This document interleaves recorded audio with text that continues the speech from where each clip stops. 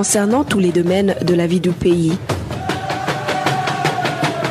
Le magazine Humura Burundi est diffusé sur le web via le site de la RPA www.rpa.bi. Humura Burundi. C'est un plaisir de vous retrouver, mesdames et messieurs. Bienvenue à ce rendez-vous d'information du magazine Humura Burundi de ce 8 août 2020, dont voici le sommaire. Le phénomène d'assassinat de personnes ébrilées dans leur maison s'accentue au Burundi. En province Ngozi, 2 personnes d'une même famille ont été tuées et brûlées cette nuit sur la colline Chanamo, en commune Kiremba, tandis qu'une autre personne a été grièvement blessée, brûlée elle aussi dans sa maison en commune Rusaka de la province Mwaro. Grogne chez les parents des élèves et le rayon des écoles paramédicales et privées dans les provinces de Makamba et Rumonge. Ces élèves viennent de passer toute une année sans avoir leur diplôme. Un professeur du lycée Kayanza est incarcéré depuis hier au cachot de la zone Gihosha en mairie de Bujumbura. Il serait victime d'avoir dévoilé les erreurs qui ont émaillé plutôt l'examen d'État pour la section technique. Onésime Dushimagize est à la présentation de ce magazine. L'équipe technique est composée par Lissi Kabera et ingénieur Egide Memero. Bienvenue pour les détails.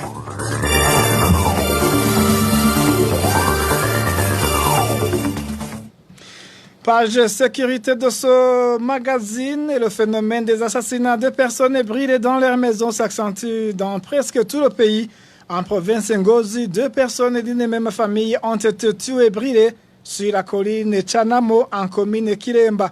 Les victimes seraient accusées de sorcellerie. Le point avec Walter Kwizer. Vers 1h du matin ce samedi, un groupe de personnes non encore identifiées jusqu'à présent a attaqué la famille du nommé Machumikom sur la colline Chanamo en commune Kiremba de la province Ngozi. Arrivé au domicile d'Okom, ce groupe a brûlé la maison de Sokom âgé de 68 ans. Dans sa maison, Machumikom était avec son fils Dinodo Zabiron. Tous les 2 n'ont pas survécu à cet incendie. Les effets et les bétails ont été également brûlés. Machumikom venait de passer 7 ans sur cette colline en provenance de la colline Nganda en commune Tangara de la même province Ngozi. Les autres membres de sa famille étaient restés en commune Tangara. Nos sources en commune Kiremba indiquent que Machumi était accusé de sorcellerie. La police de la même commune indique avoir déjà entamé des enquêtes et 4 personnes ont été arrêtées. Pour rappel, ça fait déjà 10 personnes tuées brûlées dans leur maison au cours de cette semaine. Les 3 premières victimes étaient des enfants tués brûlés dans la nuit de mardi dernier en commune Isare de la province Bujumbura. Les autres étaient une famille de 5 personnes tuées aussi brûlées mercredi le 5 de ce mois d'août.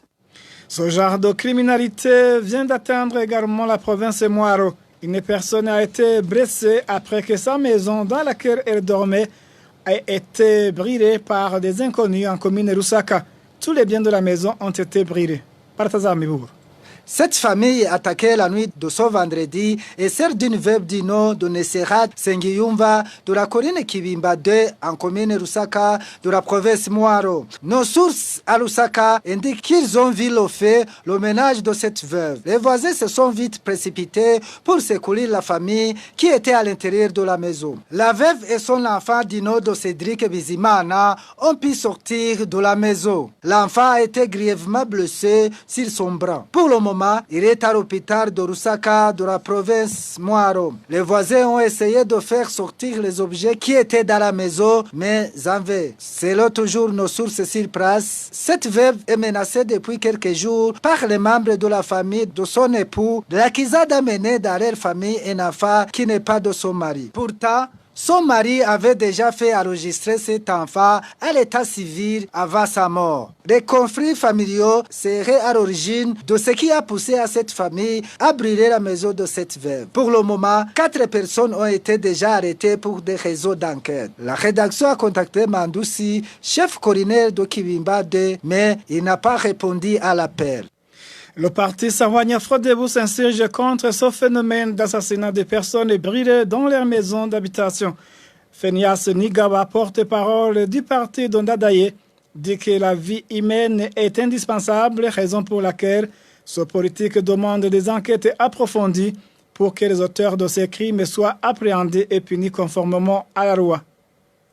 Au niveau du parti Frodéry, nous entendons qu'il y a une criminalité. Ces derniers jours, nous voyons qu'il y a des gens qui sont drainés dans les maisons, mais les motifs ne sont pas bien connus. Nous, au niveau du parti Frodéry, nous nous insurgeons contre toute sorte de criminalité. C'est pour cela que nous demandons à ce que les forces de l'ordre, la justice, l'administration et toute la population pour qu'ils se mettent ensemble pour vigiler cette sorte de criminalité qui est en train d'emporter les vies humaines. Jusqu'à maintenant, on n'a pas encore connu les vrais motifs. C'est pourquoi, au niveau du président de début, nous demandons à ceux qui font les enquêteurs, qui faire leur travail correctement et qui établir en justice les coupables. Nous conseillons en fait à la population en général de bien cohabiter, de vivre ensemble, de vivre en symbiose. Parce que s'il y a quelqu'un qui commet une infraction, la justice est là pour juger. Ce n'est pas à la population de se faire justice. Alors, nous demandons même à la justice de se dire de ce cas pour qu'on puisse punir les coupables. Humura Burundi. Page santé à présent, 405 personnes ont été déjà testées positives au Covid-19 au niveau national sur 17 026 dépistés. Ces chiffres sont annoncés par le ministère de la Santé et de lutte contre le sida après une semaine de silence sur les résultats des prélèvements. Le même ministère indique que parmi les 405 testés positifs au Covid-19, 214 ont été découverts depuis la campagne de dépistage de ce virus au mois de juillet. Jusqu'à présent, seules les provinces de Bujumbura, Meri, Ruyigi et Gitega ont déjà commencé les dépistages. Un professeur du lycée Kayanza est incarcéré depuis hier au cachot de la zone Gihosha à Meri de Bujumbura. Il y serait victime d'avoir dévoilé les erreurs qui ont émaillé l'examen d'État pour la section technique. C'est la commission chargée de la préparation des examens pour l'école et postes fondamentales qui l'aurait fait arrêter. Le point avec Vicky Chris et Linheritz. Pierre Bassolé était un enseignant au lycée technique de Kayanza. Il est également membre de l'équipe des concepteurs des programmes pour les écoles techniques. Lors des derniers examens vers la fin du mois de juillet, les élèves de l'enseignement technique qui ont passé ces examens ont relevé des irrégularités qui ont émaillé les examens. Ces élèves se sont alors plaints auprès de leurs enseignants. Pierre Bassolé s'est entrevu avec ses collègues et ont trouvé fondées les grognes des élèves. L'enseignant Pierre Bassolé a alors pris l'initiative d'en informer la commission de préparation des examens pour l'école post-fondamentale. Le 3 août, il a envoyé une correspondance au président de cette commission avec une copie pour information au ministre ayant l'éducation dans ses attributions. Ce vendredi, le président de la dite commission a contacté Pierre Bassolé et lui a fait savoir que sa correspondance lui est parvenue. Il lui a alors demandé de descendre à Bujumbura pour qu'ensemble ils puissent chercher une solution à cette situation. Selon des collègues de Pierre Bassolé, arrivé au bureau de la commission, ce dernier a été accueilli par des policiers qui l'ont conduit mani militari au cachot de la zone Gihosha. Pour le moment, ses collègues indiquent que le procureur l'accuse d'avoir volé les examens. Lors de la passation, les élèves avaient signalé que parmi les matières de l'examen, il y en avait qui ne se trouvent pas sur le programme. La rédaction de la RPA a essayé de joindre Gaspard Banyangimbona, ministre de l'Éducation, mais son téléphone est sonné sans que personne ne décroche. En page justice, les parents d'une jeune fille qui a été violée par un vieillard de sa famille en zone Muzenga de la commune Rutovu, province de Bururi, salue l'action de la police de transférer l'auteur de cette infraction vers la prison de Bururi. Toutefois, le procès verbal de l'interrogatoire que l'officier de police judiciaire de Rutovu a mené à l'endroit du prévenu n'est pas encore disponible. Ce procès verbal est sollicité par le centre Seruka qui a diagnostiqué la victime afin de poursuivre le dossier en justice. Justice est toujours détention depuis 9 mois et 17 jours de 4 journalistes du groupe de presse Iwachu à la prison de Bubanza. Le tribunal de grande instance de Bubanza et la cour d'appel de Nahangwa les ont condamnés à un emprisonnement de 2 ans et demi ainsi qu'un paiement d'une amende d'1 million chacun. Christine Kamikazi, Agnès Ndirubusa, Terence Mozenzi et Egide Harimana ont été arrêtés dans la commune Musigati de la province de Bubanza alors qu'ils s'y rendaient pour enquêter sur les combats qui opposaient ce jour-là les forces régulières et les rebelles. Ces journalistes ont été condamnés pour tentative impossible de complicité à l'atteinte de la sûreté intérieure de l'État. Les associations de défenseurs des droits humains nationales et internationales ne cessent de plaider pour la libération de ces journalistes qui, selon elles, ne sont victimes que de leur métier. Humura Burundi. Au chapitre éducation, grogne chez les parents des élèves et lauréats des écoles paramédicales privées dans les provinces de Makamba et Rumonge.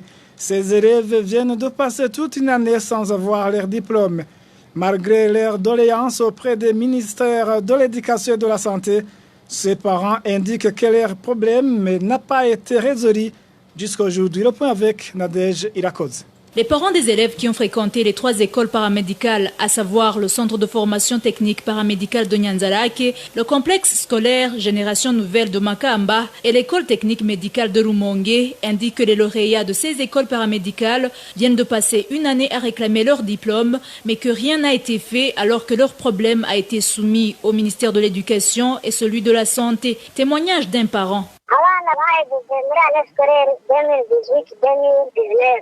Nos enfants ont terminé leurs études durant l'année scolaire 2018-2019. Depuis 2019, nous avons demandé aux directions de ces écoles et ces dernières nous ont renvoyés au ministère de l'Éducation et ce dernier nous a dit d'aller demander au ministère de la Santé, lequel nous a répondu de retourner au ministère de l'Éducation. La situation est restée ainsi et jusqu'à présent, les diplômes de ces lauréats n'ont pas encore été délivrés.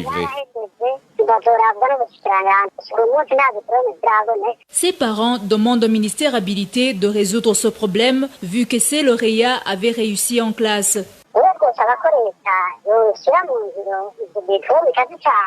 Nous demandons au gouvernement de délivrer ces diplômes à ces lauréats car c'est incompréhensible qu'un élève réussisse en bonne et due forme tous les examens mais n'obtienne pas son diplôme. Que le gouvernement suive de près ce problème et qu'il délivre ces diplômes à ces lauréats car ces derniers les ont mérités.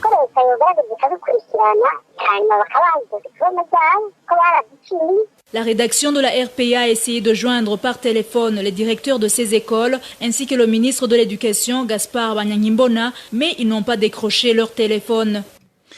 Eh bien, merci Nadège Irakoze. Les habitants du quartier Ngabusoro de la zone Kanyosha, en mairie de Bujumbura, qui n'ont pas de courant électrique depuis presque une année, indiquent avoir enregistré des pertes suite aux consommations qui résultent de ce problème. Des pertes sont également enregistrées du côté de la régie des eaux. Le point avec Eroge Divin Remèche. Cette période durant laquelle les habitants de la localité appelée Kugisare, proche du marché de ce quartier, viennent de passer sans courant électrique à cause d'un court-circuit sur une ligne moyenne tension qui alimente cette partie est un calvaire pour ses habitants.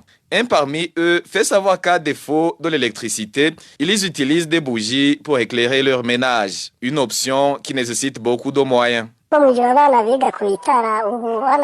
Avant, les enfants révisaient leurs cours chez eux dans des maisons éclairées. Mais avec notre problème d'eau courant, on utilise depuis des bougies. Une bougie s'achète à 500 francs et par jour, on peut utiliser 2, voire même 3. C'est vraiment difficile. Notre vie a changé. Les pertes sont également enregistrées du côté de la régie des eaux du fait que ces abonnés de ce quartier n'achètent plus d'eau courant. Cet habitant qui fait partie de plus de 100 ménages qui composent la dite localité nous parle de sa consommation mensuelle avant ce problème. Avec mon poste téléviseur et les lampes que j'allumais, je consommais 5 000 francs par mois. Et moi, il faut comprendre que je suis un simple citoyen qui n'a pas de moyens excessifs. Certains de mes voisins possèdent des meubles qui nécessitent de courant électrique pour fonctionner. Même si nous tous, on avait les mêmes moyens, avec une consommation de 5 000 francs par mois, vous comprenez que durant toute cette période, la régie des eaux a perdu beaucoup d'argent. La rédaction de la RPA a essayé pour la 2e fois de joindre le directeur général de la régie des eaux, Simeon Awonimana, mais son téléphone portable a sonné sans que personne ne décroche. Eh bien, merci à toi, Eroge Divin Remèche. Merci, mesdames et messieurs, pour votre aimable écoute. Merci aussi à Rissi Kabela et à Ingénieur Egide Memero pour leur collaboration technique. À la présentation de ce magazine était Onedim Dushimagizé. Je vous souhaite de passer une excellente soirée chez vous. Au revoir.